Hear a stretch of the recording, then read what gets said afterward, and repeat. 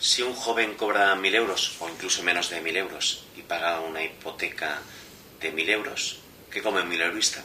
Esa es la pregunta que nosotros nos hacemos en nuestro spot, que te invito a ver en joanherrera.cat. ¿Por qué nos lo preguntamos? Porque creemos que en estos años, en los que la economía ha ido tan bien, los beneficios empresariales han disparado, ha habido algo que se ha congelado, incluso ha bajado.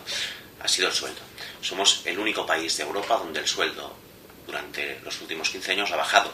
Básicamente en los gobiernos del Partido Popular, pero un poquito también en los gobiernos del Partido Socialista. Y eso es porque no se ha primado la subida salarial. ¿Qué decimos nosotros? Pues muy sencillo, decisión política. Salario mínimo a 1.000 euros.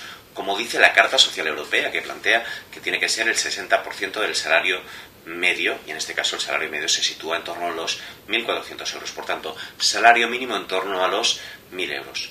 Y, por supuesto, una política que lo que haga es que las entidades financieras que ganen más del 15%, paguen más impuesto de sociedades, y eso permita una política activa contra aquellas personas que están muy hipotecadas y que no pueden llegar a final de mes.